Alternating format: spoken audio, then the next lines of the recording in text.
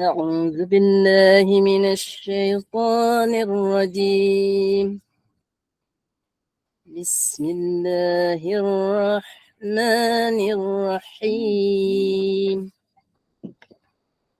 الحمد لله الذي أنزل على عبده الكتاب ولم يجعل له عوجا قيما لينذر بأسا شديدا من لدنه ويبشر المؤمنين الذين يعملون الصالحات أن لهم أجرا حسنا ماكثين فيه أبدا وينذر الذين قالوا اتخذ الله ولدا ما لهم به من علم ولا لآبائهم كبرت كلمة تخرج من أفواههم إن يقولون إلا كذبا فلعلك باخع نفسك على آثارهم إن لم يؤمنوا بهذا الحديث أسفا إنا جعلنا ما على الأرض زينة لها لنبلوهم أيهم أحسن عملا وإنا لجاعلون ما عليها صعيدا جرزا أم حسبت أن أصحاب الكهف والرقيم كانوا من آياتنا عجبا إذ أوى الفتية إلى الكهف فقالوا ربنا آتنا من لدنك رحمة وهيئ لنا من أمرنا رشدا. صدق الله العظيم. Terima kasih Mira. Alhamdulillah. Silakan nak baca, siapa? Mak Ijah nak baca ke 10 ayat akhir? Silakan Mak Ijah. Baca ya? Sila 10 ayat akhir Kafi insya-Allah. Ya, A'udzu billahi minasyaitonir rajim. Bismillahirrahmanirrahim. Alladzina kanat a'yunuhum fi ghita'in an dzikri wa kanu la yastati'una sam'a afahasibal ladzina kafaru an yattakhizu ibadi min duni awliya inna a'tadna jahannama lil kafirina nuzula Qul hal nunabbi'ukum bil aksari Bismillah Qul hal nunabbi'ukum bil aksari na'amala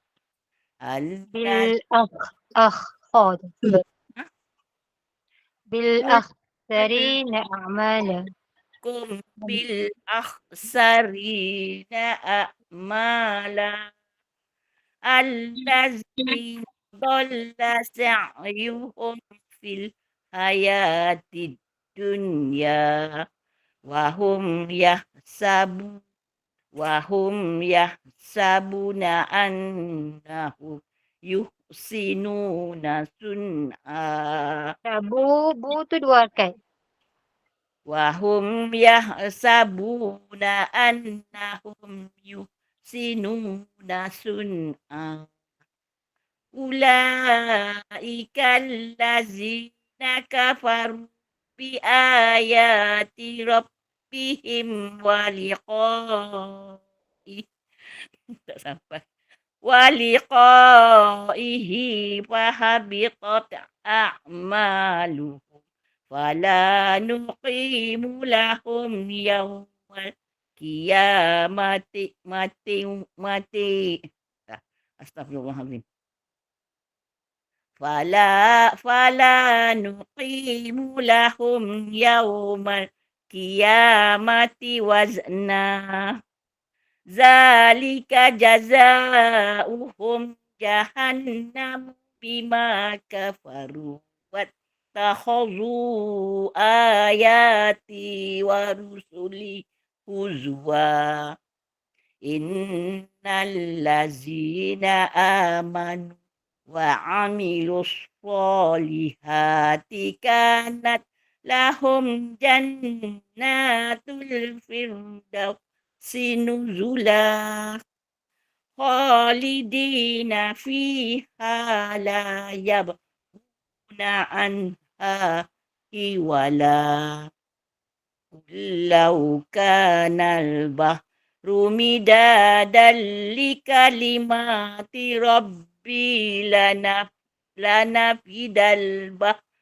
قبل أن تنفد كلمات ربي كلمات ولو جئنا بمثله مددا قل إنما أنا بشر مثلكم يوحى إلي أنما إلهكم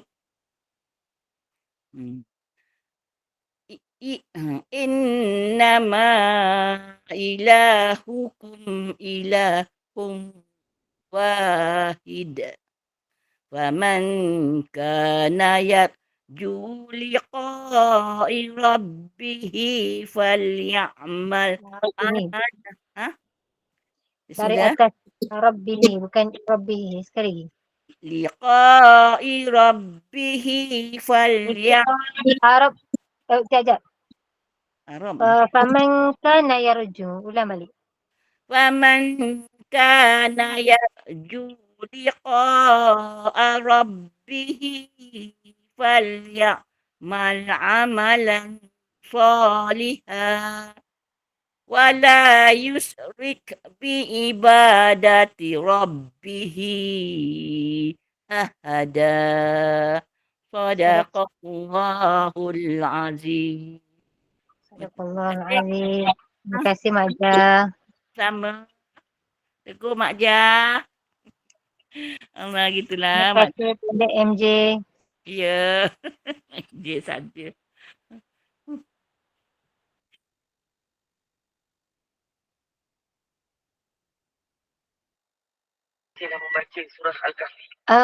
Kita boleh membaca lagi sementara Ustazah masuk, insyaAllah.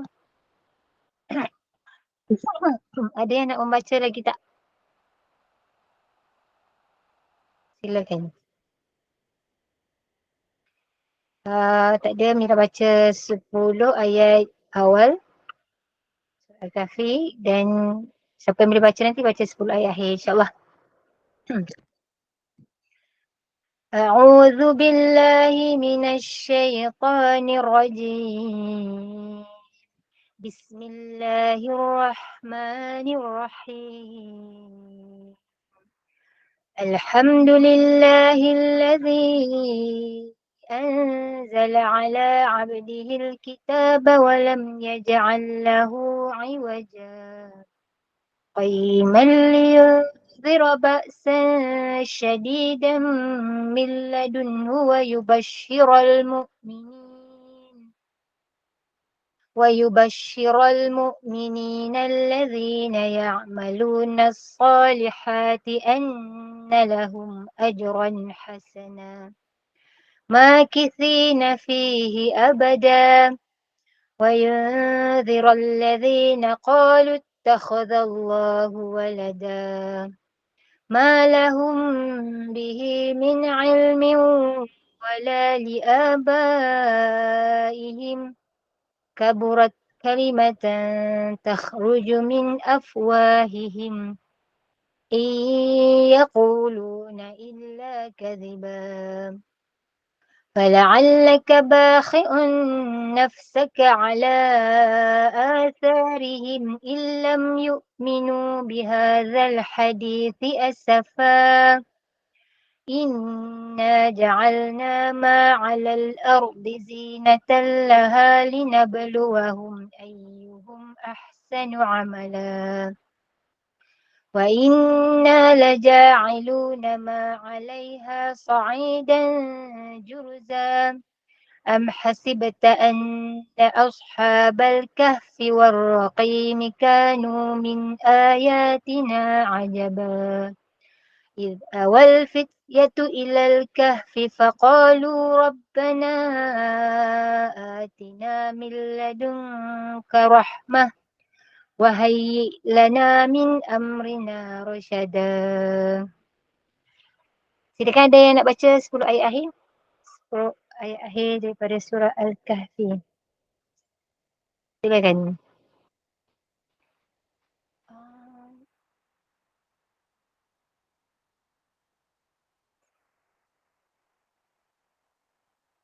Kak Norma Wati. Kak Nur ada tak? Assalamualaikum Mira. Salah. Kak Nur boleh baca tak? Ada. 10 ayat akhir? Ada. Ya, Silakan. insyaAllah. Sekejap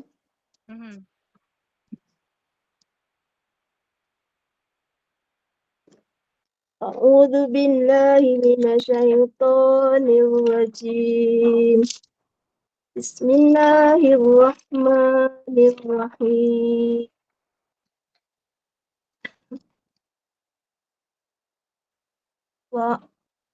الذين كانت أعينهم في غطاء الذين كانت أعينهم في غطاء عن ذكري وكانوا لا يستطيعون بل يتخذوا عبادي من دوني أولياء إنا أعتدنا جهنم للكافرين نزلا قل هل ننبئكم بالأخسرين أعمالا الذين ضل سعيهم في الحياة الدنيا وهم يحسبون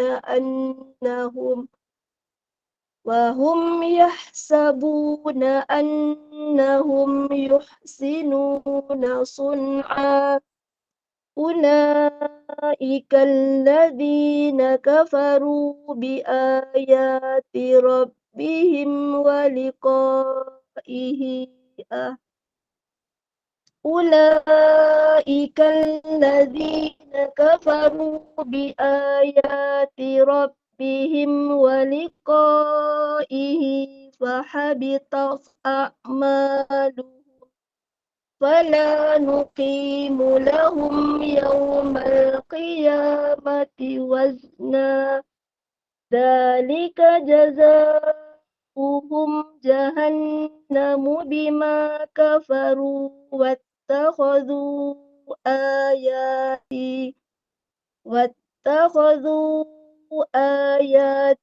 ورسلي هزوا إن الذين آمنوا وعملوا الصالحات كانت لهم جنات الفردوس إن الذين آمنوا وعملوا الصالحات كانت لهم جنات الفردوس نزلا خالدين فيها لا يبغون عنها حولا قل لو كان البحر مدادا لكلمات ربي لنفد البحر قبل أن تنفد كلمات ربي ولو جئنا بمثله مددا قل إنما أنا بشر مثلكم يوحى إلي أنما إلهكم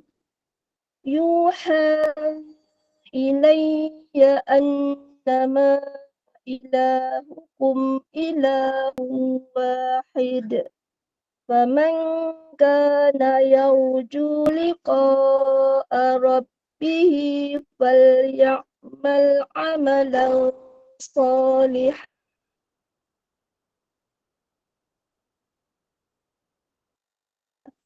ولا يشرك بعبادة ربه أحدا. Sadaqallahul Terima kasih Kak Normawati. Assalamualaikum warahmatullahi wabarakatuh Ustazah.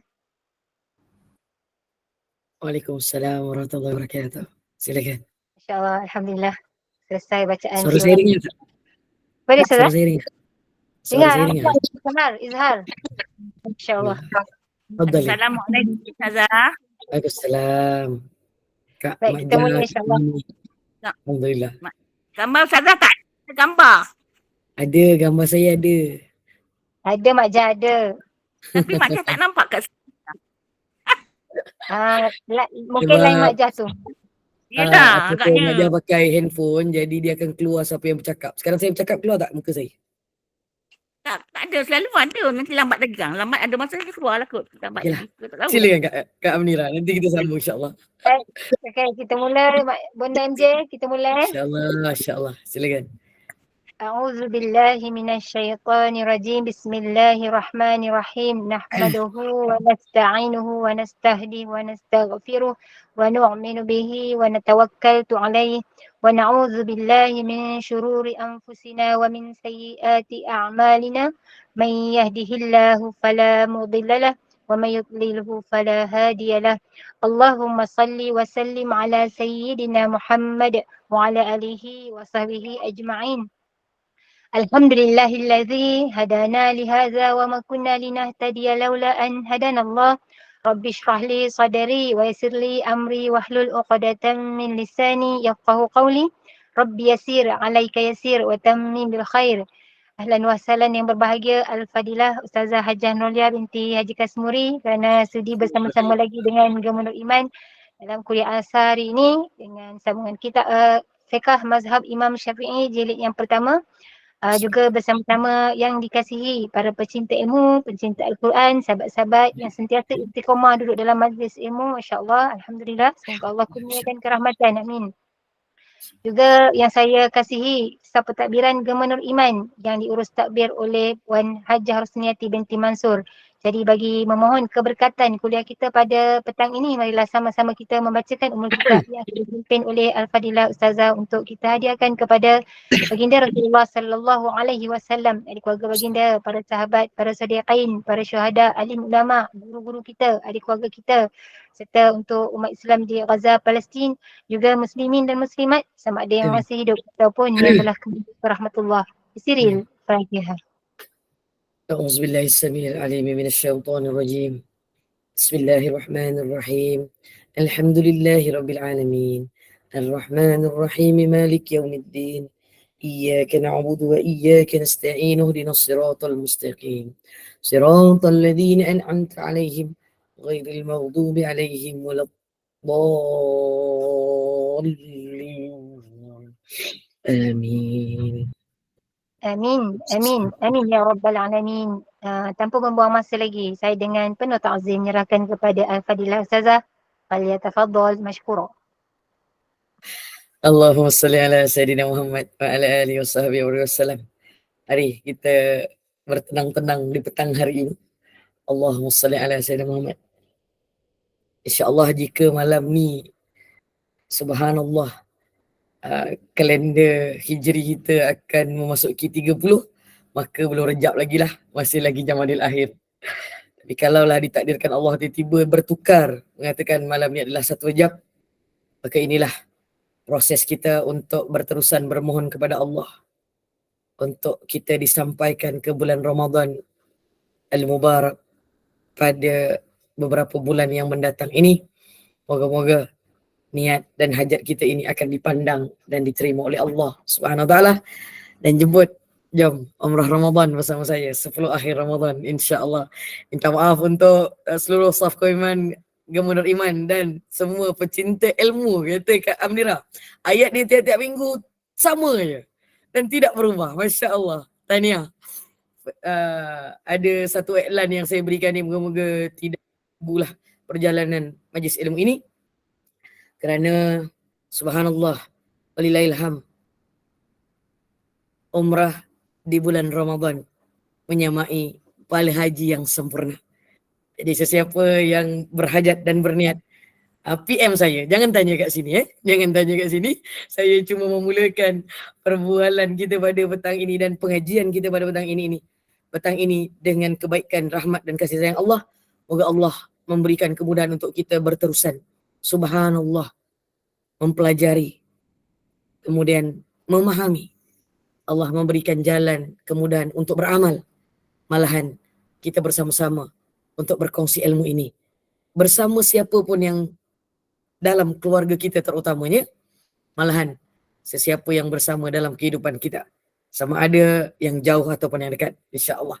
Tahniah kepada staf kepimpinan Gema Nur Iman ini dan seluruh yang bersama dalam majlis ilmu ini secara berterusan. Dia bukan kira istiqomah kalau yang ini. Kalau yang lain-lain tu istiqomah. Yang lain-lain tu kalau dia tidak bercerita tentang fardu ain, tetapi dia cerita tentang fardu kifayah ataupun perkara-perkara sunnah. Perkara sunnah ni maksudnya amalan sunnah yang kita menambah amal itu untuk mencari bekalan.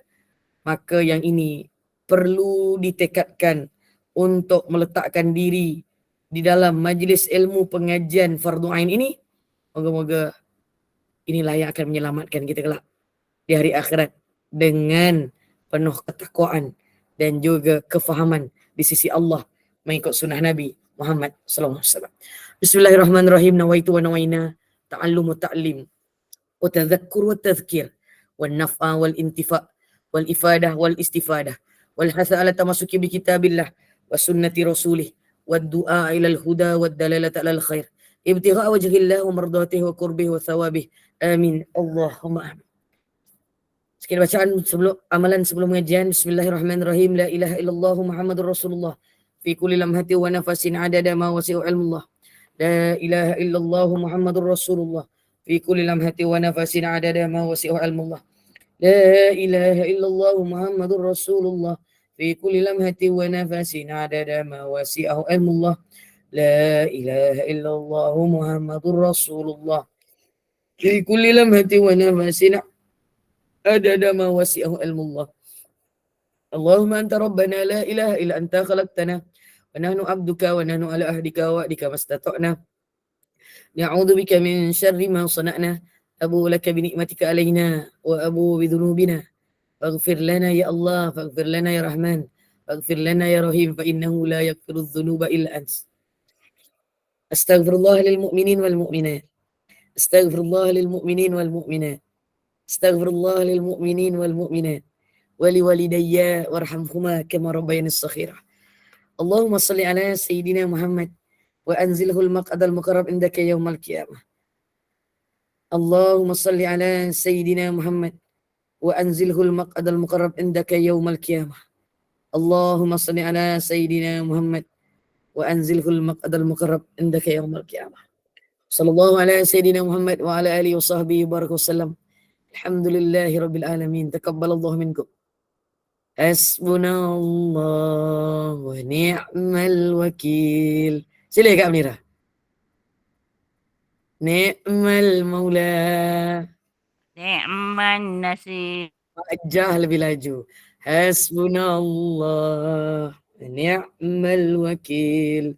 نعم المولى ونعم النصير حسبنا الله ونعم الوكيل نعم المولى ونعم حسبنا الله ونعم الوكيل نعم المولى ونعم النصير حسبنا الله ونعم الوكيل نعم المولى ونعم النصير ونعم النصير. Alhamdulillah ala kulli ni'mah binikmatihi tatimmus salihah. Alhamdulillahilladzi hadana lihadza wa ma kunna linahtadiya laula an hadana Allah. Amsayna wa amsal mulku lillah. Lahul mulku wa lahul hamdu wa huwa ala kulli syai'in qadir. Wa la haula wa la quwwata illa billahil aliyil azim. Hari ini kita menyambung kitab pengajian kitab Fiqhul Manhaji ala mazhab Imam Syafi'i rahimahullahu taala. Setelah diperbincangkan bersama saf kepimpinan Gemma Nur Iman. Macam nak buat pengumuman puasa kan? Bukan. Sebab asar sudah sedikit lewat sejak 2 menjak ni, maka kelas ini akan kembali menjadi 5.10 hingga 5 suku lah. Supaya seluruhnya akan menunaikan kefarduan solat itu dengan ketenangan yang tinggi. InsyaAllah. Biidznillah. Okay. Kak Sorina gembira. Kak Nurmawati suka. 2 orang je. Kak Ani Muda menyokong. Kak Nur Adawiyah love. Kak Nur Saadah suka. Tapi yang banyak bagi love tu Kak Suaya. Mak Jah angkat tangan nak cakap apa Mak Jah? Mak Jah nak sama lah suka. Mak Jah tak pandai nak WhatsApp. Okay. Bukan WhatsApp Mak Jah. Kat situ tekan je Mak Jah. Tapi kena tekan elok-elok Kak Suaya. Jangan ketawakan orang sangat. Aku cubitkan. Muka saya tak nampak? Tak nampak Ustazah. Oh, aku tutup kamera memanglah tak nampak. Astaghfirullahaladzim. Tertekan punya. Okay. Nampak dah muka saya? Alhamdulillah. Nampak Ustazah, nampak. Yang tak nampak tu silalah baca selawat 3 kali. Tak ada, saya gurau. Takut kalau tak nampak saya. Aku tak cakap kau lebih ya. Allahumma salli ala sayyidina Muhammad wa ala alihi wasallam. Insya-Allah semuanya dalam kepanjangan usia dan keberkatan umur insya-Allah.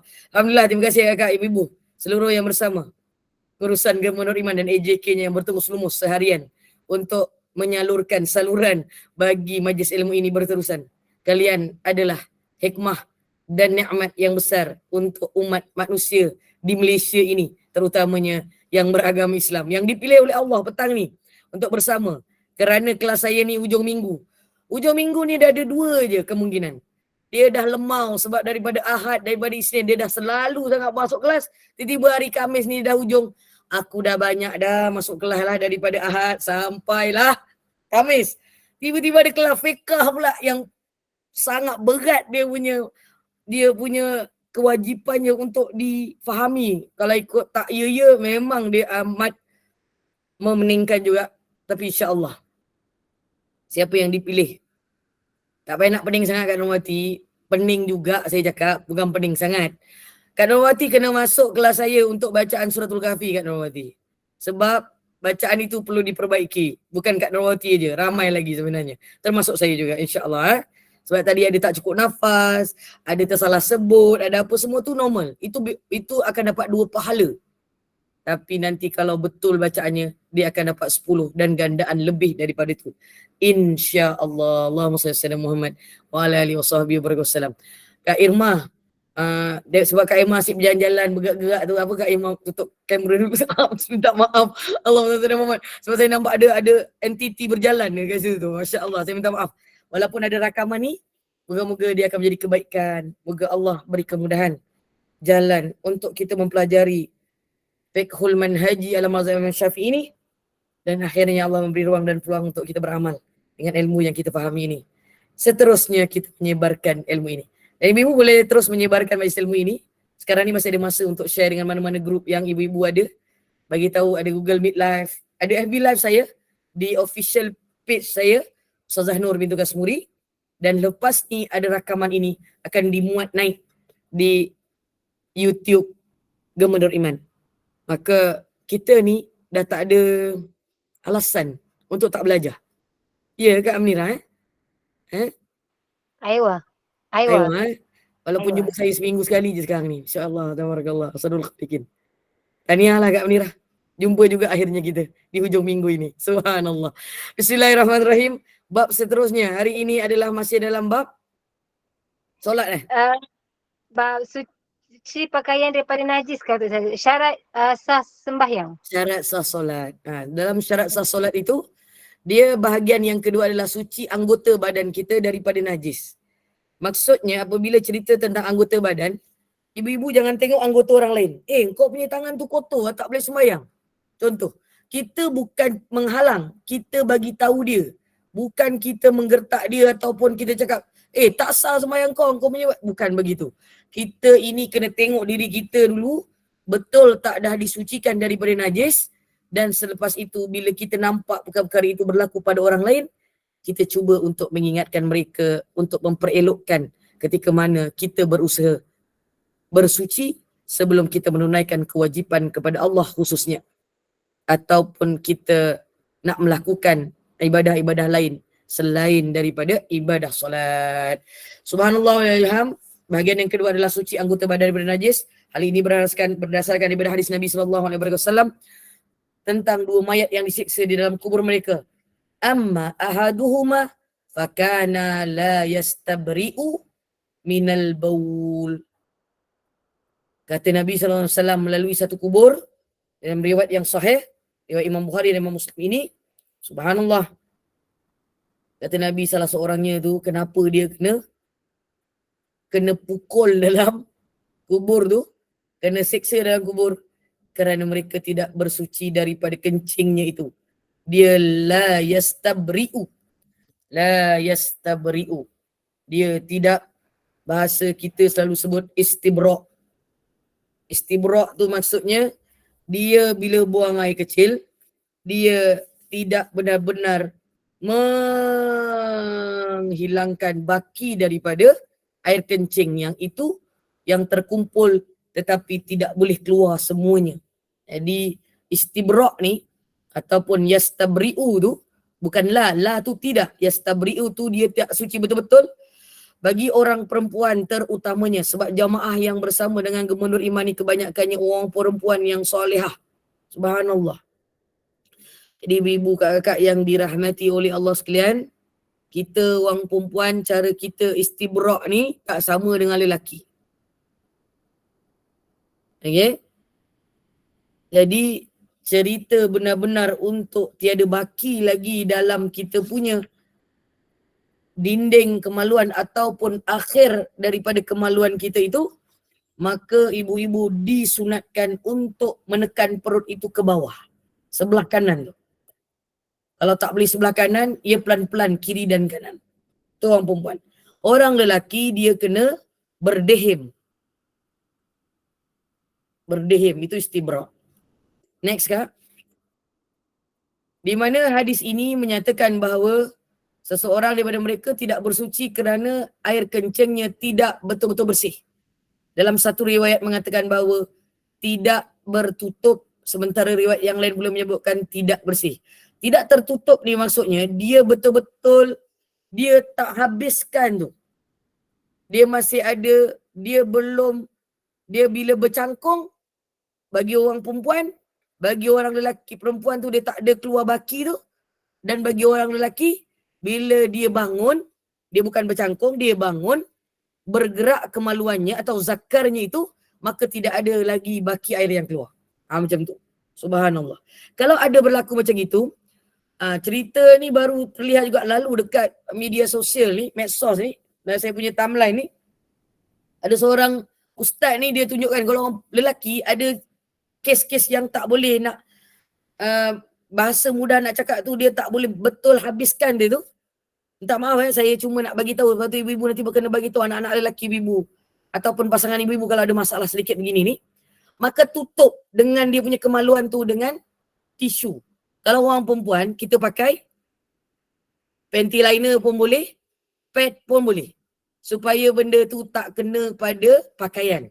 Tapi yang paling penting, jangan sampai air kencing itu, bila kita tak pakai lapik tu, dia akan kena tubuh badan kita. Bila dia terkeluar dan dia mercik, terkena peha ke, terkena apa kaki macam itulah. Wallahu'alam. Jadi berhati-hati. Jadi, kedua-dua riwayat hadis ini adalah hadis yang sahih, yang bermaksud tidak menjauhi dan tidak mengelakkan daripada tertinggalnya saki-baki daripada buang air kecil dia tu. Ataupun kalau buang air besar, sebelum ni saya ada bagi tahu juga, ibu-ibu kalaulah kadang-kadang ada orang buang air besar ni, subhanallah, dia punya najisnya boleh jadi mudah untuk keluar. Ada sebahagian yang boleh jadi sukar. Dan dia akan tidak boleh keluar habis juga. Bukan buang air kecil je, buang air besar ni. Dekat dia punya dubur tu, dia akan terbuka dan ada berbaki. Kalau ada berbaki, kena bersihkan keliling pintu dubur tu. Sehingga bersih. Itulah dikira suci. Subhanallah. Okay. Seterusnya, begitu juga pelbagai najis lain yang sama hukumnya dengan najis air kencing tadi tu. Hal ini berdasarkan hadis Nabi SAW bersabda kepada Fatimah binti Hubaishi radhiyallahu anha, "Idza aqbalatil khaidah fatrukis shalah fa idza dhahaba qadruha faghsili ankad dam wa shallah." Apabila kedatangan haid, Allahumma salli ala Sayyidina Muhammad, bila datang haid, maka tinggalkan solat. Mafi muskilah kak. Dan apabila selesai tempohnya, bersihkanlah dirimu dan bersolatlah. Ini adalah perintah Allah melalui Rasulullah sallallahu alaihi wa baraka wasallam. Jadi, bila kita punya semua perkara ini dibersihkan dengan baik, terutamanya daripada hadas besar, juga hadas kecil, hadis yang awal tadi tu, barulah kita punya ibadah solat itu akan diterima dengan baik.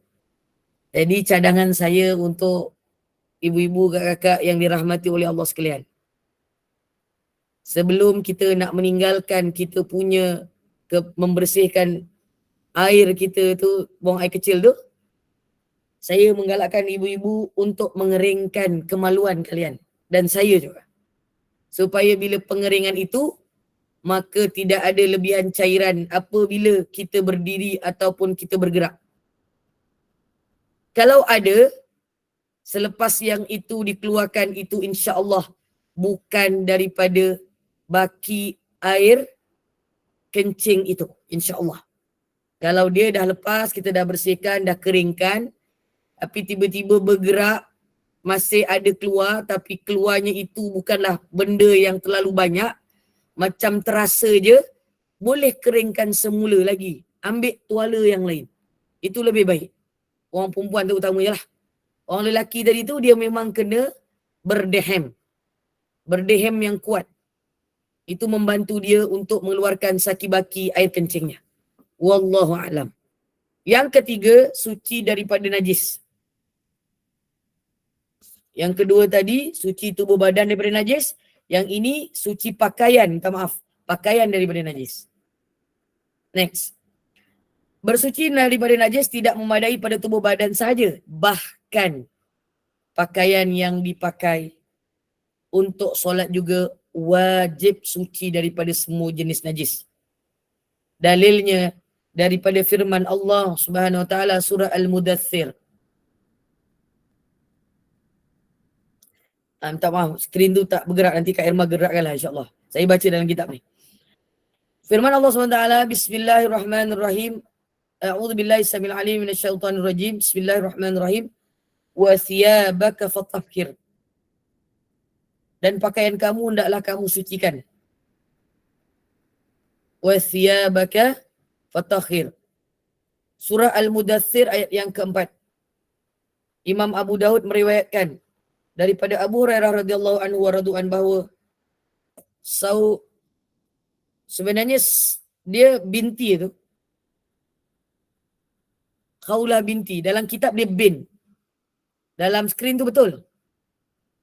Dalam kitab tu boleh betulkan sendiri. Dia binti. Khawlah bintu Yasar. Ataupun binti Yasar. Menemui Nabi SAW. Lalu berkata kepada Nabi, ya Rasulullah, innahu laisa li illa thawbun wahidun. Wa ana akhidu fihi wa kaifa asna. Qala Rasulullah SAW, idza tahurti faghsilihi thumma salli alaihi. Wa qalat fa in lam yakhrujil dam yakfiki khaslad dam wala yadurruki atharu. Bahawa apabila kamu telah suci, ditanya kepada Rasulullah daripada khawlah ini, sesungguhnya saya tidak mempunyai pakaian melainkan satu helai saja. Sahabiah ni. Dia ada satu baju je. Pakaian dia satu. Itulah yang dia ulang-ulang pakai untuk solat. Dan saya telah didatangi haid ketika memakainya. Bagaimanakah seharusnya saya lakukan? Sabda Nabi, apabila kamu telah suci, maka basuhlah pakaian tersebut dan sembayanglah dengan memakainya. Kemudian dia bertanya lagi, bagaimanakah jika darah tersebut tidak boleh tanggal? Tak boleh dihilangkan. Sabdaan Nabi SAW,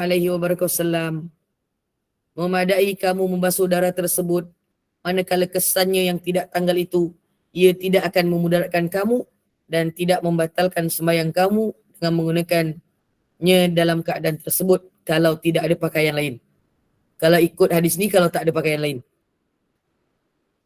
Jadi alhamdulillah Allah beri izin kita ada nikmat pakaian yang sangat banyak. Subhanallah. Moga-moga Allah yang memberi mudah rezeki pada kita ni, kita jangan memudah-mudahkan sangat untuk menjaga kebersihan apabila terkena darah haid yang darahnya tidak boleh dibersihkan. Tetapi kalaulah memang tak ada baju lain ataupun baju tu banyak juga dan darah tu memang dah kering, kita ada, kalau klorok nanti hilang warna baju kan, Kak Umairah, jangan klorok benda tu. Dia boleh ada cara lain lagi selain daripada klorok tu. Sebab kalau terkena baju lah. Tapi kalau terkena, minta maaf, panties ke apa benda, pakaian dalam kita tu pun, kalau kena klorok nanti dia ada corak pula kat situ. Tak kena lah pula. Lepas tu korang mesti tak nak pakai punya lah. Lepas tu mesti bang, cetak cantik pula ni bang, beli baru lah. Sebab asal ada tu klorok. Jangan klorok sangat. Klorok ni bukan untuk baju yang berwarna kan. Tapi sekarang ada yang macam klorok tu untuk baju yang berwarna. Yang tidak melunturkan warna. Cari klorok yang tak melunturkan warna lah. Contohnya begitu. Kalau ada kesan sikit-sikit dan dia dah kering, maka itu dimaafkan. Yelah. Tapi kalau akak cakap macam ini, macam orang boleh nampak lah kak. Orang fikir, dia kalau klorok dia punya seluar jadi apa? Macam saya cakap tadi tu lah. Dia akan ada bulatan-bulatan ataupun dia akan ada corak peta-peta negara yang tidak ada wujudnya di dunia ini. Subhanallah. Petang-petang ni, buat kelakar, tak berapa nak kelakar pun tak apalah. Semua orang terkejut saya cakap gitu kan. Contoh. Kak Umar. Iyalah maksud saya tu klorok yang dia tidak melunturkan warna. Subhanallah. Kalau klorok dia tak melunturkan tu bukan klorok namanya. Dia kan, tu bukan klorok namanya. Wallahu a'lam. Subhanallah. Boleh kak? Boleh kak? Yang penting akak-akak selesa. Kak Masroha, saya nampak dia keluar. Apa khabar Kak Masroha? Saja saya nak sebut kan. Lama tak nampak dia kat sini ni. Subhanallah. Kerja balik dah. Baik. Alhamdulillah. Syukur Alhamdulillah. Okey. Jadi, kata Rasulullah SAW, kalau benda tu memang tak boleh hilang, maka kata Rasulullah, dimaafkan. Kerana dia memang tak boleh dibersihkan dengan sebersih-bersihnya. Tetapi dia tak ada kesan yang ada, semua tak ada. Subhanallah. Walillahilhamd. Yang keempat, suci tempat daripada najis. Ibu-ibu kena faham nak sembahyang ni 4 perkara yang paling penting tau. Tiba-tiba cerita pasal tempat. Rumah kita boleh jadi ada yang besar dan luas. Yang sederhana. ada yang tak berapa nak luas. Jadi dia punya tempat sembahyang ni, dia mungkin tempat yang agak minimum. Subhanallah. Dia tak ada mihrab. Zaman sekarang orang panggil mihrab. Bila panggil mihrab ni, dia ada ruang khusus untuk sembahyang. Kalau tak ada, cuba buat. Walaupun kecil, sebesar sejadah kita. Cukuplah tu. Cukup sekadar sejadah tu. Sejadah tu itulah tempat dia. Kita akan hari-hari solat kat situ. Dan contohnya, bila tempat kita letak sejadah tu, ada anak kecil. Bukan tiang 1000 salah. Anak kecil saja tiba-tiba dalam kepala keluar macam-macam kepala aku ni. Ketawa kat Suhaya. Suka aku kat Suhaya ni ketawa. Nanti kita jumpa kat Suhaya. Kita ketawa betul-betul insya-Allah. Okey. Bila anak kecil ni dia buang air kecil, dia kena sebelah sejadah aja. Dia tak kena sejadah. Boleh tak semayang?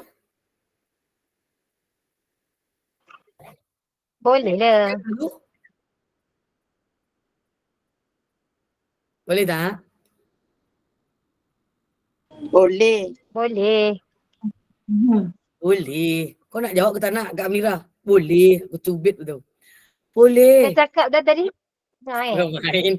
Boleh sebab dia tak kena pada sejadah tempat kita solat. Sebab itu suci tempat daripada najis ini, solat sebelah sejadah. Dia tak kena sejadah Kak Umairah. Dia buat najis tu, kencing tu kat tepi sejadah. Sejadahnya kat tepinya. Jadi boleh tak dekat sejadah tu? Boleh. Kerana yang kita nak pelihara sucinya adalah tempat kita berdiri, tempat kita sujud dan tempat kita rukuk tu. Jangan pula tiba-tiba pakai telekung, telekungnya pula terkena najis yang terkena tu. Jadi kalau dia terkena najis telekung tu, telekung itu adalah pakaian solat. Maka dia kena ulang semula dia punya solat. Begitu. Okay? Yang dimaksudkan tempat di sini bermaksud ruang yang tempat dia berpijak hingga di tempat sujud yang bersentuhan dengan badannya ketika bersolat. Sehubungan itu tak mengapa tempat yang bernajis sekiranya tidak bersentuhan dengan badan. Macam saya katakan tadi tu. Boleh faham tak?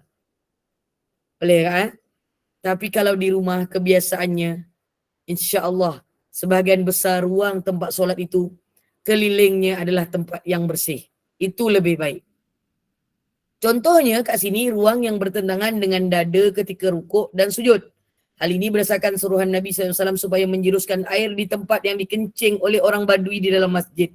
Dan berdasarkan kias hukum pakaian kepada tempat bersolat kerana kedua-duanya adalah sama bersentuhan badan. Macam saya cakap tadi itulah. Lebih kurang. Maka dia kena dibersihkan dulu, barulah boleh solat di situ. InsyaAllah. Ada soalan? Bismillah.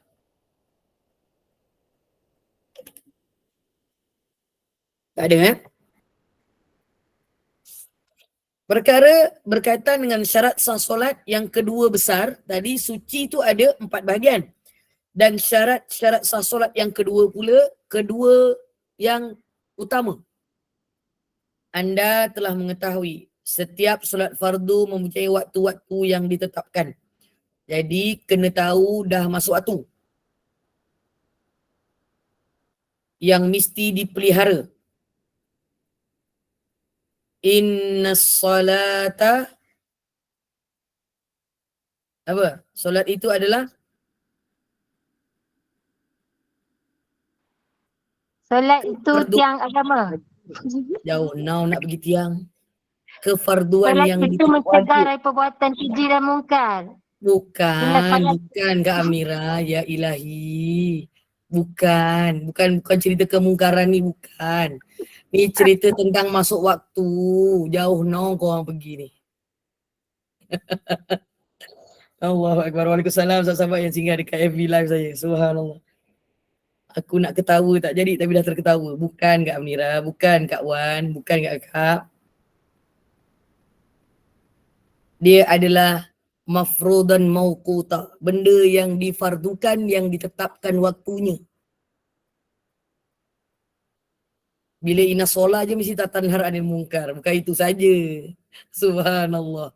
Dia adalah telah ditetapkan waktunya. Dan dalam fiqh ni kita belajar cara mengetahui waktu solat. Dah tahulah Ustazah, apa nak belajar lagi? Ini kita belajar bagaimana Rasulullah sallallahu alaihi wasallam diajarkan dengan dalil datangnya satu-satu waktu solat fardu itu. Dan dia disebutkan dalam bab ini cara mengetahui masuk waktu solat. Masuknya waktu solat dapat diketahui dengan 3 cara. Yang pertama, ilmu yang yakin, mengetahui dengan yakin, iaitu ilmunya yakin berpegang dengan dalil yang dapat dilihat seperti melihat matahari terbenam ke dalam laut. Bila matahari terbenam je macam terbenam masuk dalam laut, masa tu masuklah waktu maghrib. Contoh macam itu. Yang kedua, ijtihad ulama berdasarkan dalil-dalil Allahumma salli ala sayyidina Muhammad yang zanni, iaitu yang tidak diyakini tetapi lebih berat kepada betul. Dalilnya zanni tapi lebih dipercayai untuk masuk waktu. Contohnya mempunyai bukti kukuh, dalil yang kukuh ataupun petunjuk yang kukuh. Secara tidak langsung seperti bayang-bayang atau mengukur lama masa bekerja. Sebiasaan manusia akan bekerja seawal pagi selepas waktu subuh. Dan sekurang-kurang waktu berehat selepas waktu subuh adalah dalam 2, 3 hingga 4 jam. Maka selepas itu akan masuklah waktu solat. Dalam hal kita sekarang ni, kita ada jam. Subhanallah. Bila ada jam, kita lebih mudah untuk berijtihad. Tengok jam. Itu maksudnya. Kemudian lagi satu, taklid. Caranya dengan menggunakan taklid. Apa maksud taklid? Taklid ni dia ikut je. Mengikut. Apabila seorang tidak mampu mengetahui melalui ilmu yang yakin dan dia tak boleh berijtihad dengan ilmu dia, dia ikut orang yang berijtihad tadi tu dengan ada orang yang ada ilmu. Dia tahu dah masuk waktu. Orang tu cakap, dah masuk waktu sekarang, jom semayang. Betul aku percaya kat engkau ni. Dah masuk waktu. Jadi aku semayang sebab aku percaya engkau cakap masuk waktu dah. Begitu. Dia bertaklid saja. Itu boleh. Sebab lagi-lagi kalau contoh saya duduk Johor. Jadi saya berjalan pergi Perak. Saya tak ada jam, saya tak ada handphone, saya tak ada apa-apa. Saya nak semayang. Cari masjid tak jumpa. Saya berhenti tanya orang dekat Perak, sekarang dah masuk waktu ke belum? Saya tanya macam itu. Mana orang Perak, mana muka tak nampak? Ke line saya tak berapa bagus hari ni? Ada Ustazah, buat ayu aja. Ustazah, nampak tak payahlah cakap dengan semua orang. Tuh. Ustazah tak nampak lah muka Ustazah. Tak nampak muka saya. Saya pun tak nampak muka Mak Jah. Mak Jah. Line kita kurang stabil petang ni Mak Jah. Tak apalah. Tapi dengar tak suara saya Mak Jah? Dengar. Dengar, Alhamdulillah. Okey. Jadi kita dengarlah orang tu cakap, oh sekarang kalau solat belum masuk lagi setengah jam, dia cakap macam itu. Oh lagi setengah jam. Okeylah. Terima kasih. Lagi setengah jam tu bermaksud ketika kita tanya tu, kita punya waktu adalah kurang setengah jam daripada waktu nak masuk solat. Alhamdulillah ada buka kamera. Ada kawan lah aku. Yang lain aku tak nampak. Sebab siapa ni, Kak Irma, dia mungkin tak tahulah saya ke dia, sebab dia buka wide benda tu. Jadi dia jadi sikit je yang nampak orangnya. Okey. Tiba-tiba ramai yang buka ni, Alhamdulillah. 3 orang ramai lah kan. Daripada langsung tak ada. Lain agak pegang. Mana admin Gubernur Iman ni? Ramai-ramai. Macam tak nampak Sila munculkan diri. Masing-masing ada hal lah tu. Saya pun petang ni ada hal lah. Kita jumpa minggu depan. Kak Mas dia biasalah balik kerja kan. Bonda Tadi kat Masrah ada. Tu ada kat atas tu. Dia ada. Ada. Bonda N dia bermusafir. Bonda N bermusafir. Ajak saya pun Bonda N. Kasihanlah. Jangan cakap kat sini dia rekaman betul lah. Ya, baik. Yelah, salah Baik. tanya saya jawab lah. Ya, kau Insya main Allah. lagi jawab tu. Pengusi. Kak Ajar pengusi mana? Ibu pun mungkin ada hal tu. Masya Iyalah. Allah. Okey, admin yang baru muncul tu dengan badge dia tu siapa? Sila buka kamera.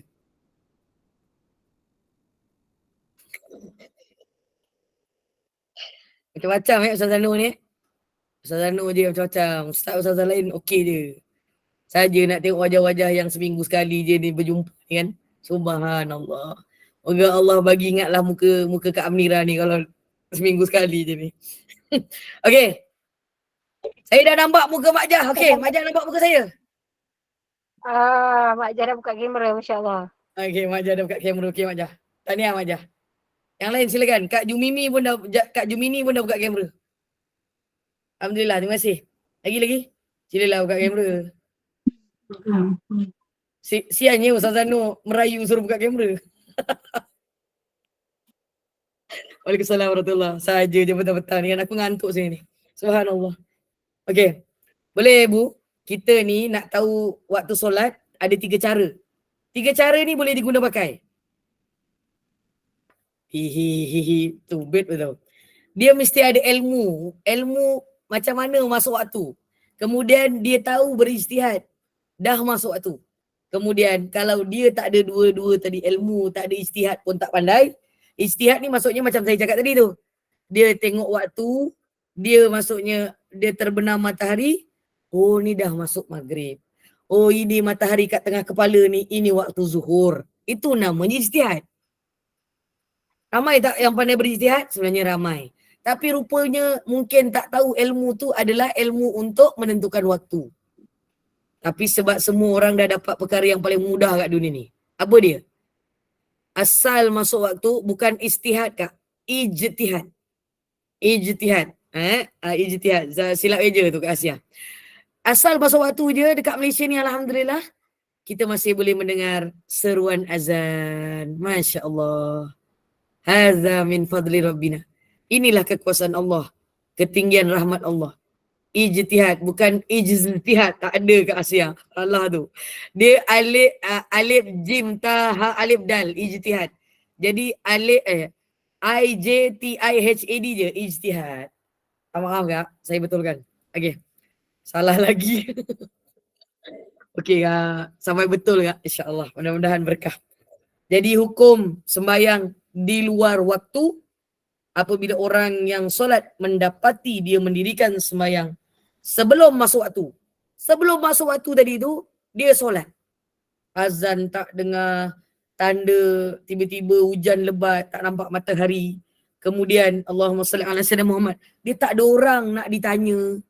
Tak ada siapa yang kat kawasan tu. Allahumma salli ala sayyidina Muhammad yang boleh ditanya. Semua tu tak ada. Maka dia solat. Tetapi rupa-rupanya ketika dia solat tu, belum masuk waktu. Solatnya tak sah. Okey. Dianggap batal dan dia wajib mengulang. Sama ada dia berpegang kepada keyakinannya, ijtihadnya ataupun taklidnya. Kalau belum masuk waktu, memang tak sah solatnya dan kena buat semula. Kalau dia terlepas waktu, dia kena qada. Wallahu a'lam bissawab. Yang ketiga, syarat sah untuk solat menutup aurat. Jadi hari ini saya ingin mengajak kepada ibu-ibu keluar daripada rumah tanpa memakai telekung. Tanpa membawa telekung. Next Kak Irma. Subhanallah. Ia merupakan syarat sah untuk kita solat. Perlu diterangkan beberapa perkara yang berkaitan untuk memahami syarat ini supaya syarat ini akan memperelokkan kita punya solat ketika aurat kita ditutup dengan sempurna. InsyaAllah. Pertamanya, makna aurat itu sendiri dari segi syariat Nabi Muhammad, dari segi syarak. Semua perkara yang wajib ditutup dan haram melihatnya. Siapa yang haram melihatnya? Orang lain. terutamanya ajnabi, lelaki ajnabi dan orang perempuan yang kafir. Tak boleh tengok aurat kita. Begitu. Subhanallah. Itu kena tutup. Tutup baru boleh solatnya sah. Yang kedua, sempadan aurat ataupun batasan aurat ketika bersolat, lelaki antara pusat dan lutut. Oleh itu ia wajib ditutup ketika mendirikan solat. Manakala bagi perempuan, seluruh tubuh badannya kecuali muka dan dua tapak tangan. Oleh itu wajib ditutup ke semua badannya kecuali kedua-dua anggota tersebut ketika sembahyang. Muka dan juga dua tapak tangan. Dua tapak tangan ibu-ibu, tengok masing-masing. Ni tapak tangan, maksudnya seluruh tapak tangan dan atasnya sekali. Tapak tangan tu, dua tapak tangan ni tangannya dan seluruh tangan tu. Maksudnya. Okay.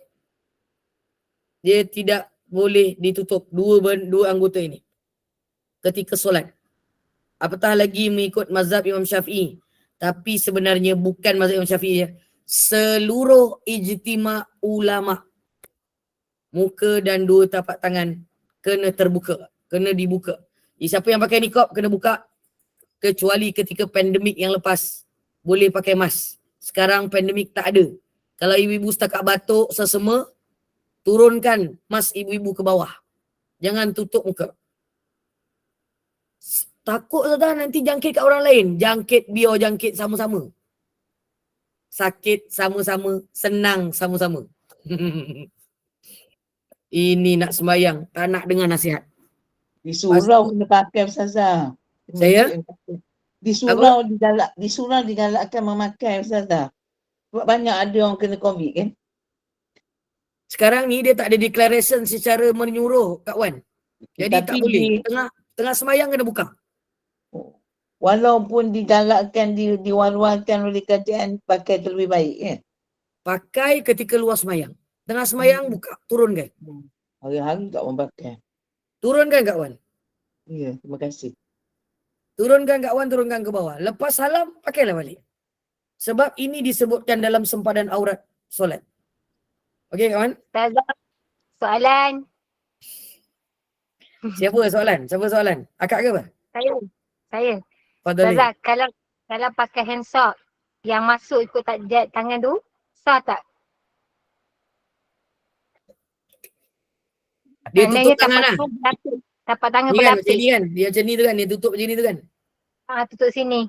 Yang dia masuk dekat jari dia tu kan. So kat jari Ini ada tangan masuk. Ni tangan dan tapak tangan ni masuk tak ni? Seluruh ni. Kalau tutup sini, Yelah masuk tak sampai sini? Masuk tak ni sampai pergelangan tangan ni, tangan Masuk, ni? Ustazah. Masuk Ustazah, Kak Zainah tu cakap, Cikgu Zainah cakap masuk. Okey, soalan tu banyak sekejap. Saya buka sikit dekat soalan tu. Ada berapa soalan tu sekejap. Sebentar. Allahumma salli ala Muhammad. Ustazah, masa sujud tapak tangan atau telekung sah tak solat? Kalau telekung tak. Kita sujud atas telekung tak sah. Ramai orang buat silap ni. Sebab telekung itu adalah pakaian solat. Dia bergerak ikut kita bangun. Dan kita duduk. Okey Kak Mariam. Seterusnya soalan Kak Linda. Kalau treatment fisioterapi pun kita kena minta terapis perempuan muslim kan? Muslimah, ya. Kalau terapis non-muslim tak ada terapis lain, itu diharuskan. Kalau tak ada, kena cari dulu. Yang perempuan. Macam doktor lah. Doktor bersalin dulu. Tak ada. Doktornya lelaki semua. Tiba-tiba doktor sakit puannya lelaki. Masa tu kita cakap lah masa nak bersalin tu. Aku tak kisahlah siapa yang jadi doktor. Yang penting aku selesai bersalin. Itu tak ikut ilmunya tu. Sebab yang selalu boleh buat pilihan tu ketika mana bukan di hospital. Tak maaf, kerajaan. Tapi zaman sekarang, Alhamdulillah, perkara itu lebih baik. Okey, settle untuk urusan aurat. Lebih-lebih lagi sembahyang. Jadi Kak Wan tadi, sebab Kak Wan dah cakap, Kak Wan kena turunkan. InsyaAllah. Kecuali kalau Kak Wan nak lebih baik, nak selamat supaya tak jangkit, tak payah pergi surau. Lebih baik. Sebab tengah sakit yang mudarat. Itu lebih baik. Tapi kalau nak pergi surau, kat rumah pun sebenarnya kena buka. Bukan kita yang sakit Ustazah, orang lain tu yang batuk-batuk tu. Yalah, sama. Dia pun kena buka, kita pun kena buka. Sama je. Tadi pakai sarung tangan tu tak puas hati lah Ustazah. Memang Yelah, tak boleh juga tak- sebab dia menutup sebahagian daripada tangan tu. sebab dia tak tutup Sebelah atas. habis di atas saja dekat tempat dia nak cangkuk dekat jari tu. Ya, tak Pun tak boleh. Masya Allah. Ramai lah orang pakai sarung tangan. Tengok kita Astagfirullah pun kita nampak dia pakai sarung tangan tu. Tengok dia balikkan asatizah tu. Tapi dia tak semayang, masih semayang dia tak itulah katnya masa dia mengajar Masa kan. semayang tu dia akan, yang berilmu dia akan buka benda tu. Dia tak akan tutup tu dia punya tangan tu. Itu yang disebutkan di dalam kitab fiqh ini. Okey, ada satu soalan lagi ni.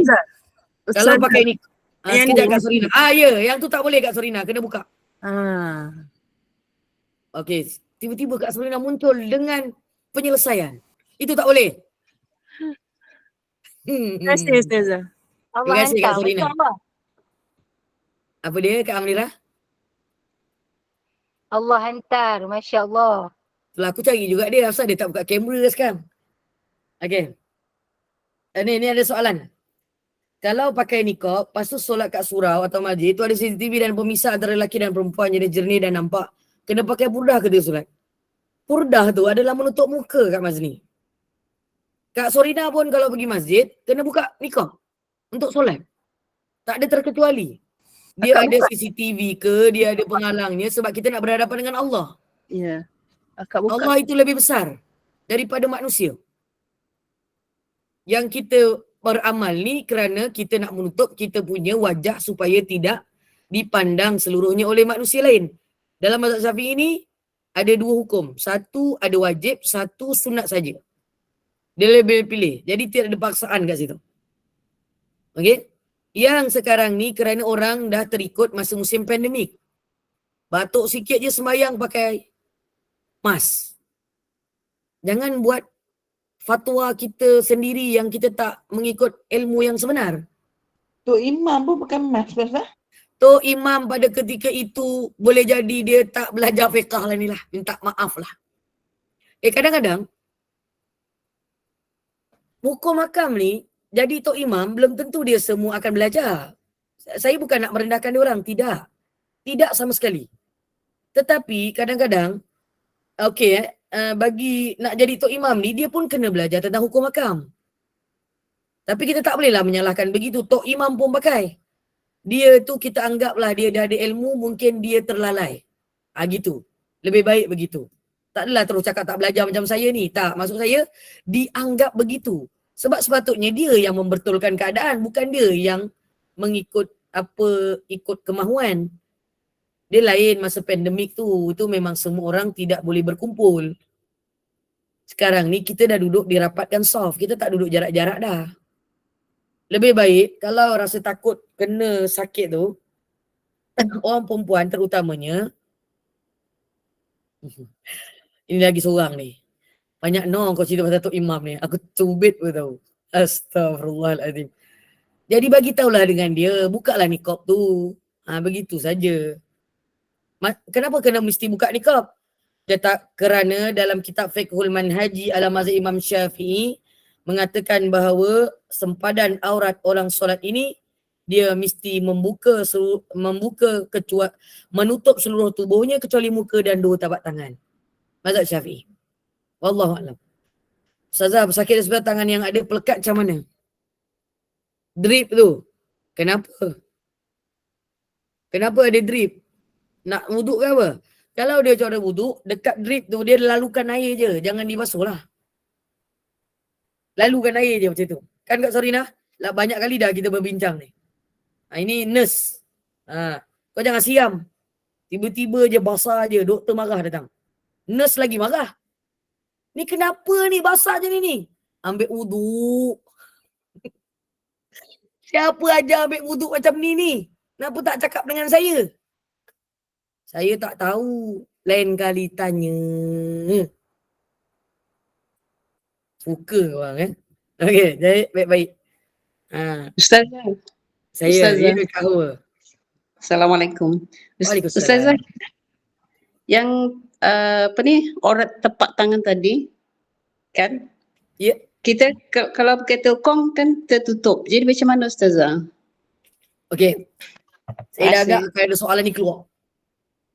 Bila telkong tu tertutup, dia bukan tertutup. Sebab itu pakaian solat kita pakai bukan sebab nak tutup tangan.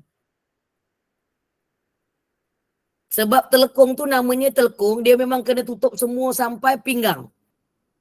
Jadi takkan nak dikeluarkan. Tetapi ketika sujud, jangan sampai kain telekong itu kita sujud atasnya. Macam tu. Jadi ketika itu, kita bukan menutup tangan tau. Kita menutup seluruh aurat. Tetapi kalau dia pakai handsock macam Kak Sorina tu, tunjuk lagi sekali Kak Sorina. Begini model kita. Ada tali ni, yang ini dia memang sengaja tutup tangan. Sebab ketika mana dia nak menjaga aurat itu, diberi invention dia, penemuan sarung tangan yang begitu.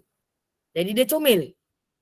Tetapi untuk solat, kalau tidak memakai telkung, dia kena dibuka. Okey? Faham? Sebab sarung tangan tu melekat. Melekat macam baju. Bukan macam telkung. Waalaikumsalam warahmatullahi wabarakatuh. Yang beri salam. Boleh Kak Awa? Kak Awa kan yang tanya ni? Ya. Ya. Baik. Jadi kalau sujud Ustazah, tangan kita kena sajadah. Bukan Sejadah lapik boleh dengan sebab sejadah dia tak bergerak ikut kita naik. Kalau sejadah tu ikut naik tu dia macam ada kaki pula, dia berdiri, kita berdiri, dia berdiri, lain jadinya. Sejadah tak apa. Okey, kalau kena Sebab telkung dia tak boleh. kat bawah, dia tak bergerak, dia tak berubah tempat. Okey.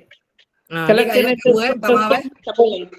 Telkung Kalau itu dia bergerak, dia ikut kita. so tangan tak boleh kena telkung lah. Tangan tu bukan tak boleh kena telkung. Kita punya dahi tak boleh kena telkung. Tangan tu memang dah kat dalam sebab tadi dah ikut sekali ketika tutup guna telkung. Tu tak ada masalah. Yang ini bila tak pakai telkung. Okay, terima kasih Ustazah. Sama. Sebab itu tadi, sama-sama. Sebab itu tadi saya nak buat promo, bukan promo barang. Promo keluar masuk daripada rumah kita tanpa membawa telkung. Kerana pakaian yang kita pakai itu boleh terus mesra solat. Tak payah tukar-tukar. Itulah yang kita pakai pergi kedai, tinggal pergi masjid. Itulah yang kita terus boleh solat. Itu lebih baik untuk diamalkan. Tapi orang Malaysia ni memang dia promosi jual telekung. Minta maaf yang jual telekung. Allah hari ni petang ni. Belilah telekung. Aku pun ada telekung. Masya Allah. Minta maaf. Telekung kain lekra. Boleh Ustazah? Dia sebenarnya asalnya semua hukum boleh. Boleh. Tetapi apabila dia melibatkan kain yang dipakai itu, lycra ni jenis dia lembut dan dia jatuh bila dipakai dan melekat. Maka dia menampakkan tubuh secara nyata. Yang itu yang menjadi perdebatan pada dahulu kala ketika ramai orang pakai telekung lycra ni. Dan bila dia pakai tu, kemudian dia pakai pula keluar daripada masjid dan rumah sekali. Dan dia pergi minum dengan suami dia pakai tekung lycra.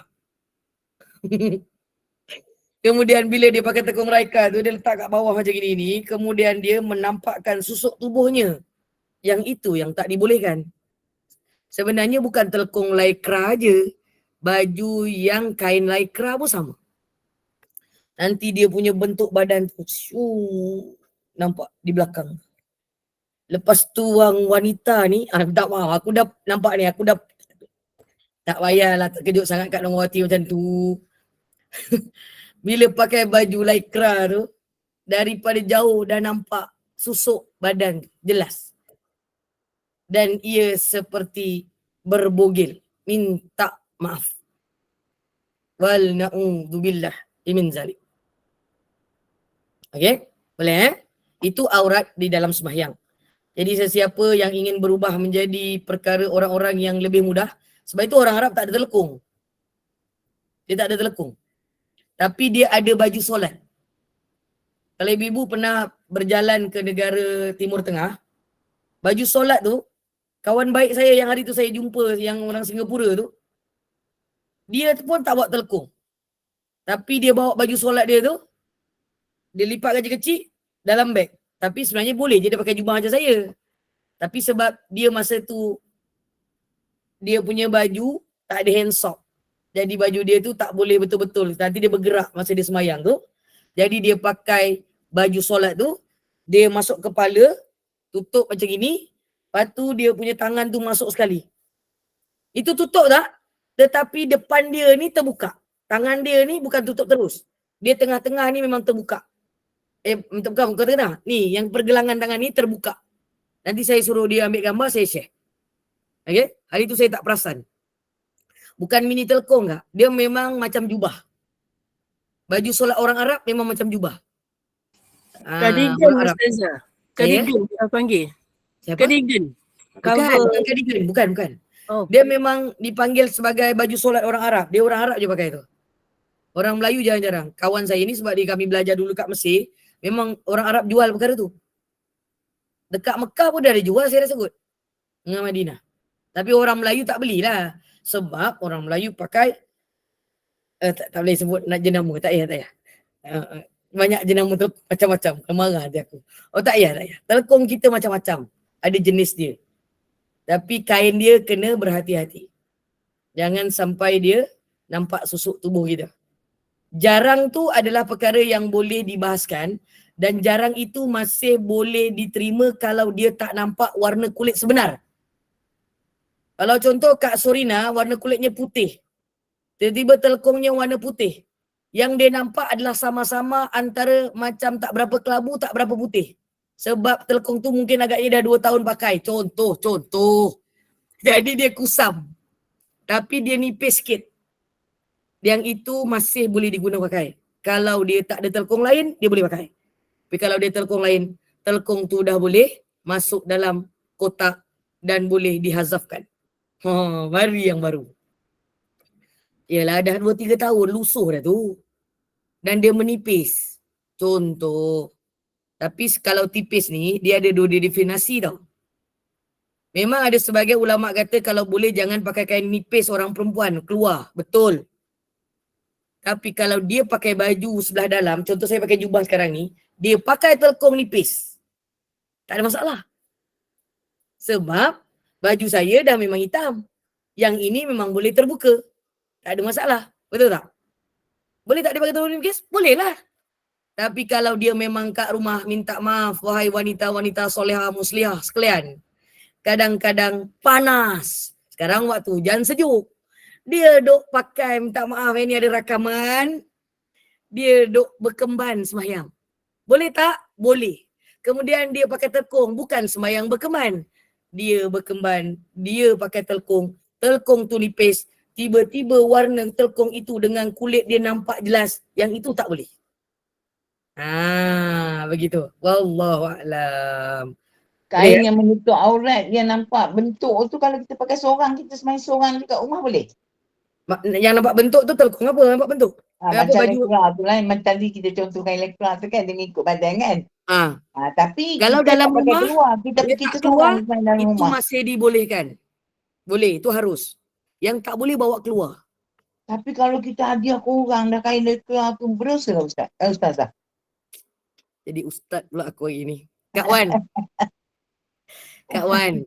Ya. Benda dah lepas ni, mohon doa, ampun doa, minta Allah ampun kita je lah. Benda Jadi dulu kalau semua. kita tak pakaikan lekra ni, kita lupuskan je lah ya Ustazah.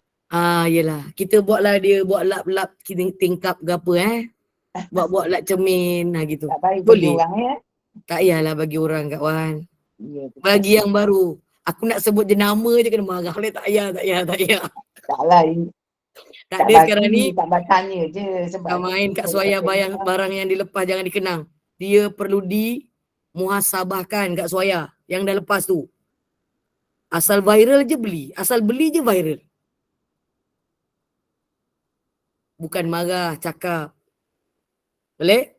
Sebelum kita tutup petang ni, subhanallah, Ustazah, perhatikan. Ha? Ustazah. Ya, Nak tanya cikgu. satu. Ustazah, saya nak tanya tentang pemakaian stokin. Salam. Ya, saya.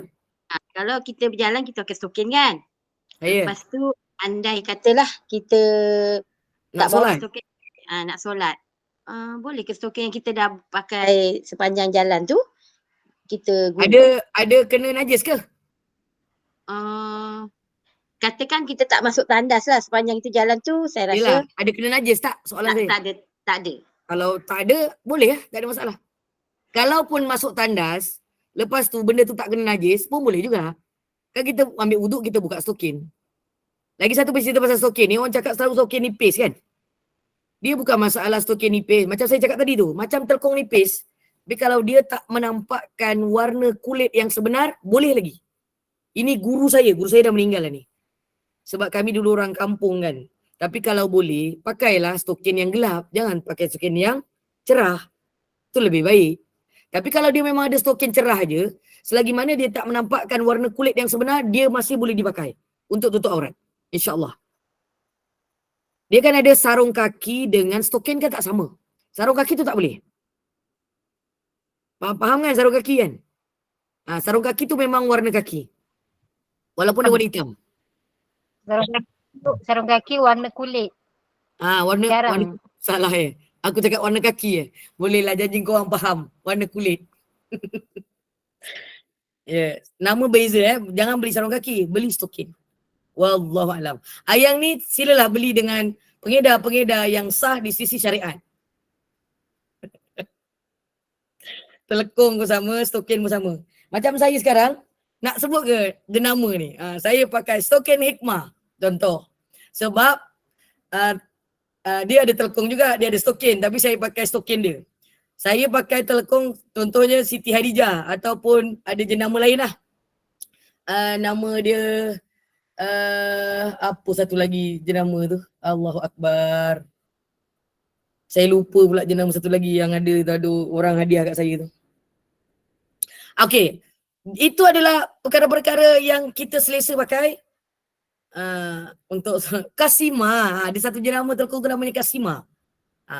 Jadi apa pun jenis jenama telekung tu, yang penting jangan dia yang kalau pakai dia menyebabkan susuk tubuh kita nampak telekung tu. Manakala stokinnya jangan juga nampak warna kulit kakinya itu yang sebenar. Tapi kalau sarung kaki memang sejadah ada nolofa. Bukan telekung. Pandai Kak Mas Rohan mencelah petang ni. Stokin Ilham Muslimah tebal. Okey. Stokin jenama baru. Mari kita tukar. Pakai. Boleh promote tak stokin, apa tadi nama dia? Subhanallah. Untuk menutup aurat. Ilham Muslimah. Tapi dulu masa saya belajar, dia orang cakap stokin Sandy. Mesir punya. Sekarang stokin Sandy tu pun dah nipis. Tapi nipis dia bukan jarang. Faham tak? Dia nipis tapi dia tak jarang. Boleh lagi buat solat. InsyaAllah. Itu cerita pasal nipis. Ustazah, boleh kalau stokin yang boleh menampakkan bayang kuku tu boleh ke? Macam mana kau boleh nampak bayang kuku kau pakai stokin tak? Itu nampaklah namanya. Itu bukan bayang. Kalau bayang dia tak nampak. Dia tak berapa nampak. Itu boleh. Bayang-bayang ni boleh tak? Ketawa Kak Amira. Ketawa tak ada suara Boleh Kak Rohana. Kak Rohana siapa yang tanya tadi? Saya minta maaf. Okey boleh selesai tu Ini peringatan Allah. Peringatan Allah berkaitan apa Kak? Ini peringatan Allah berkaitan dengan pakaian untuk solat. Khudhu zinatakum inda kulli masjidin. Pakailah pakaianmu yang indah setiap kali memasuki masjid. Dikiaskan apabila kita nak menunaikan solat, silalah pakai pakaian yang elok-elok dan cantik-cantik. Saya mengajak kepada ibu-ibu semua seluruhnya untuk menyediakan pakaian khusus untuk solat. Jangan pakai berjalan itu pakai solat, kecuali kita memang kat luar berjalan bajunya sama, itu kena pakai baju mesra solat supaya tak perlu lagi bawa beg telkung. Tapi kalau nak bawa rajin, silakan. Tak ada masalah. Pun baik. Ya Kak Jumilah, nak tanya ke? Angkat tangan.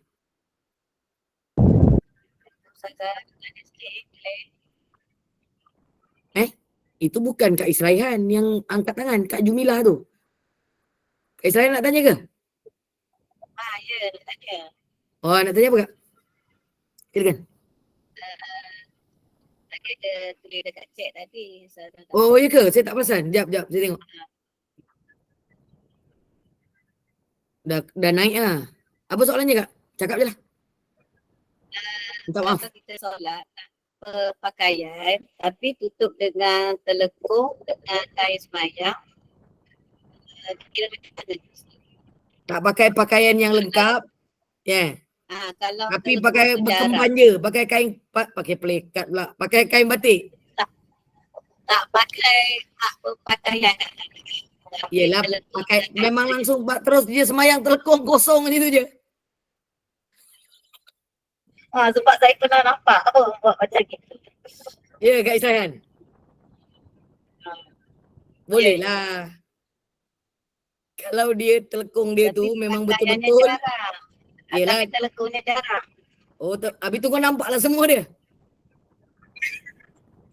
Nampak yang dalam, nampak? Nampak tak? Bentuknya nampak lah. Bentuk je nampak lah. Itu bukan jarang lah, itu okey lagi. Itu bukan jarang tu. Itu kena menutup lah. Kalau bukan karang, tak jarang Kak Umairah. Laju no nak menaik. Karang, jarang, macam-macam korang petang-petang je. Astagfirullahaladzim. Boleh Kak? Tak ada masalah. Jadi maksudnya telkung dia tadi tu adalah pakaian solat dia. Okay? Boleh?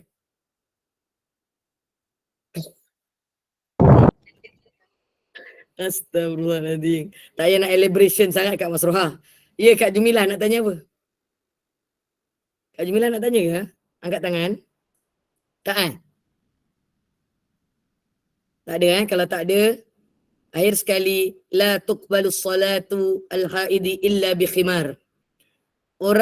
Imam At-Tirmizi meriwayatkan daripada Sayyidatuna Aisyah radhiyallahu anha, katanya Rasulullah bersabda, tidak dikira sembahyang perempuan yang telah balik melainkan dengan kain yang menutup kepalanya. Khimar tu maksudnya penutup kepala yang meninggalkan mukanya sahaja. Ditutup kepalanya. Orang Arab yang pakai niqab, dia sembahyang, dia akan buka juga. Tapi ada juga yang sama yang tadi tu. Dia tak buka juga. Itu antara urusan dia dengan Allah. Dia bukan tak tahu. Dia tahu punya insyaAllah. Sebagian besar orang Arab ni tahu. Sebab mereka pun belajar. Tapi ada satu lagi golongan yang sekarang ni, dia sembahyang tanpa menutup aurat dengan sempurna. Itu pun sebenarnya kena belajar juga. Dan dia akan berubah bila belajar nanti. So berhati-hati. Jadi fahamilah, memakai pakaian ketika sembahyang itu adalah satu perkara untuk dipersembahkan. Jadi sesiapa yang Kak Israihan pernah nampak macam tadi tu, lepas dia sembahyang, ingatkan dia, paling tidak pakailah kain batik ataupun kain untuk dia menutup sebahagian daripada tubuhnya. Tetapi yang paling baik, disebutkan pakaian, kain batik itu bukan pakaian. Kain batik itu kain. Tapi kalau dia memang dah tak ada pakaian lain, dia memang ada telkung aja. Agaknya itulah dia keluar pun pakai telkung, sembahyang pun pakai telkung. Kita sangka baiklah. Wallahu a'lam bissawab. Dan apabila kepala wajib ditutup, maka menutup seluruh badan adalah lebih aula. Kalau ikut mimbabil aula daripada makna hadis ini. Nabi kata nak sembahyang kena tutup dengan kain menutup kepala. Yang disebut sebagai khimar. Khimar yang ibu cerita tu adalah tudung yang menutup kepala lah. Kalau kepala tutup, takkanlah bawah tak tutup pula. Tak jadilah solatnya, lari ke lendang pukang, pergi masjid pakai tudung aja. Tapi kalau kat rumah sembahyang pakai tudung pun tak sah juga. Dia kalau tudung biasanya ada baju yang melengkapkan menutup aurat itu. Wallahu a'lam bissawab. Lebih aula menutup aurat badan daripada menutup aurat kepala. Tapi bila dah balik, kepala pun wajib ditutup, maka keseluruhannya memang wajib ditutup kecuali muka dan kedua tapak tangan. Alhamdulillah, itu saja untuk petang ni. InsyaAllah kita jumpa pada minggu hadapan dengan keizinan Allah.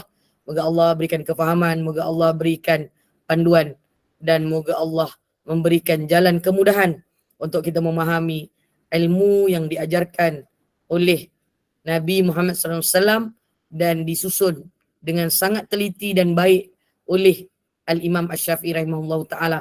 Moga-moga kita adalah antara golongan yang sentiasa memperbaiki kaedah macam mana kita nak supaya Allah ini terima kita punya ibadah dengan cara yang telah diajarkan oleh Rasulullah sallallahu alaihi wasallam.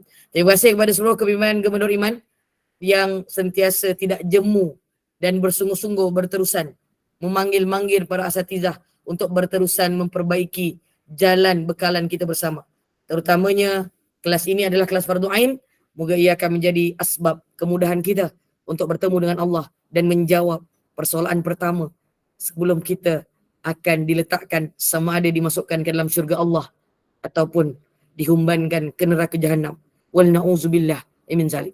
Moga segala ilmu yang kita pelajari ini akan memberi perlindungan kepada kita, dan ilmu ini akan menjadi bekalan untuk duduk berdekatan dengan Nabi sallallahu alaihi wasallam. Itu saja untuk petang ni. Saya serahkan kembali kepada Kak Amnirah.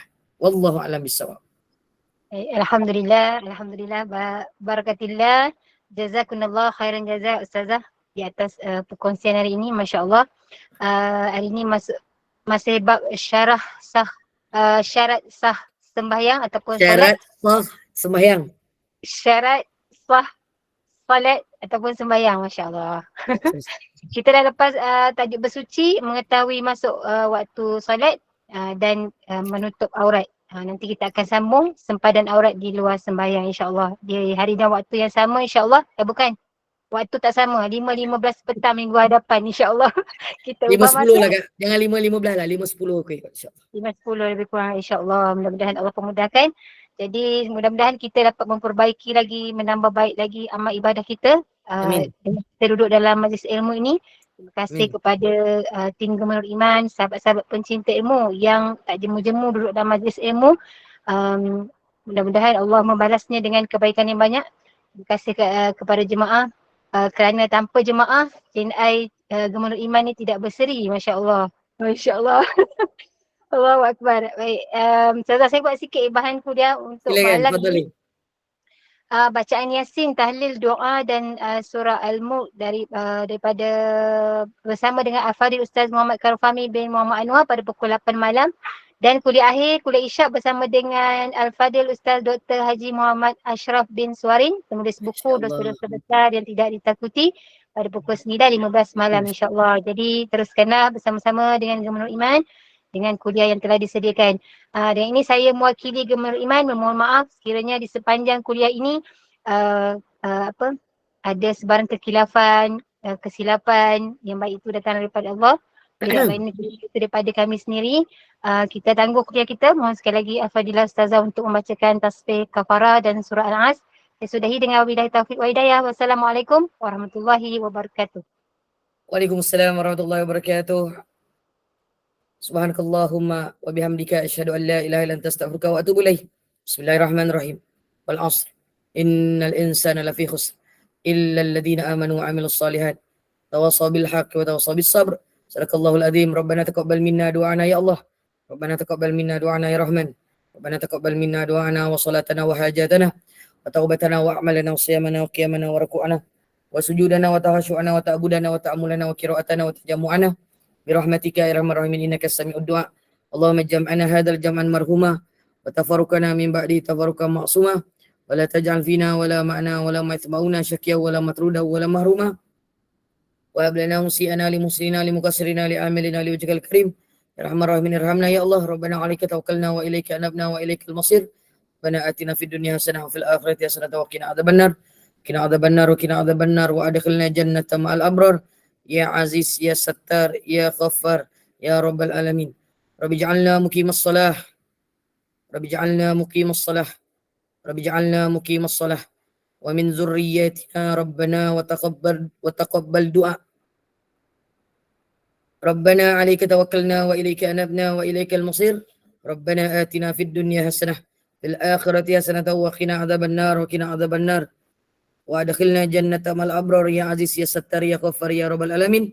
Hasbunallahu wa ni'mal wakil ni'mal maula wa ni'man nasir wa ufawwidhu amri ila Allah innallaha basirun bil ibad. Wa sallallahu ala sayyidina Muhammad wa ala alihi washabihi ajmain. Allahumma ansur Islam wal muslimin, Allahumma aizal Islam wal muslimin fi kulli makan wa fi kulli zaman, khususan fi Palestin, fi ad-din wad dunya wa ila al-akhirah.